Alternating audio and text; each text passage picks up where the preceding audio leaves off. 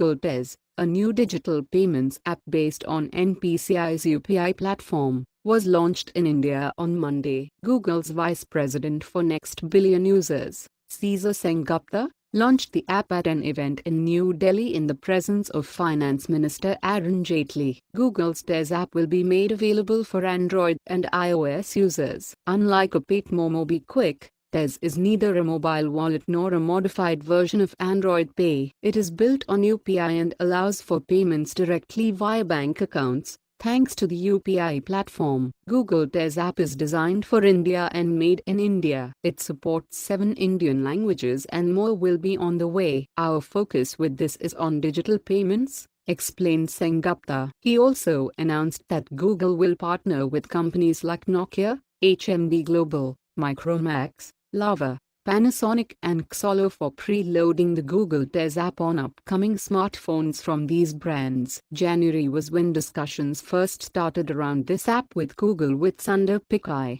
Cesar Sengupta, and Rajananandan. The Tez app is one of the most simple forms of monetary transactions. It represents a major advance in the direction of a cashless economy, and it is good to see that Google has achieved in 8 to 9 months what they had planned with the launch of the Tez app, said Finance Minister Arun Jaitley at the event. He also wished to see the digital transaction economy extend to feature phones as well in the future. Google's Tez app will remind users of other UPI-based payments app. It has a chat-based UI, and a user will require their Gmail account as well as a working mobile number in order to carry out transactions. Google says it has partnered with HDFC, ICICI, Axis and SBI Bank to power the payments service in the app. This doesn't mean the app is limited to just these 4 banks. All 55 banks which support UPI can be linked to the Google Tez account. But these 4 banks are the payment service providers in case of Tez,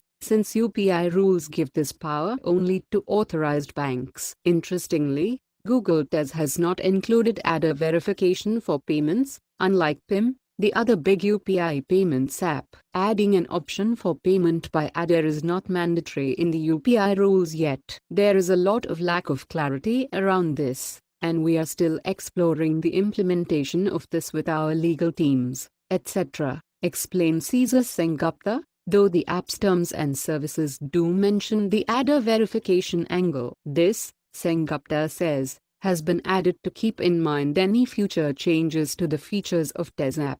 Google is touting Tez as a light and secure app. The app is only 7 megabytes in size, and in order to carry out transactions, a user will require a UPI PIN. As Google's executives explained, the UPI PIN is something mandated by the NPCI rules for implementing the platform into a new app. Google's Diana Layfield, who is VP of Finance and Commerce for Next Billion Users, explained that the product will have a fraud engine with spam detection in addition to a 24/7 customer care for users.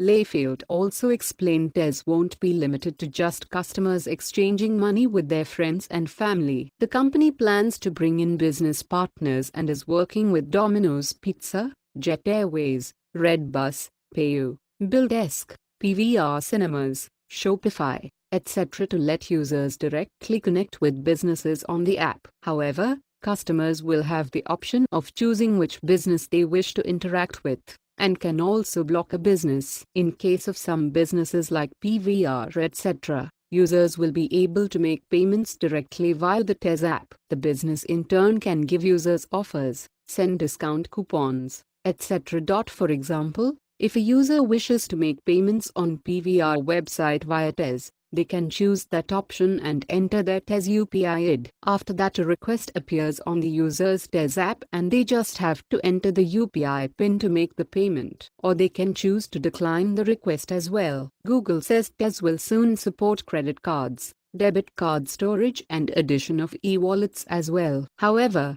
for now, NFC payments are not a part of the app. Sengupta said the reason Google skipped this was because not too many phones in India support the feature. Also, not all POS, point of sale, terminals in India have NFC facility, he said. Tez also brings in another feature, which is the option of sharing money directly with someone without sharing UPI ID, mobile number, bank details. As Diana Layfield explained during the demo of the product, this requires that both phones be in close proximity. Google calls this the cache mode, claiming is as simple as handing over cash. When the cache mode is switched on, the app relies on audio QR for sharing money between the two devices. One user has to toggle the pay option, the other has to switch on the receive option. Users don't have to share the number in this case, and once the cash is shared, both receive an alert about the transaction. Google Tez packs a host of features,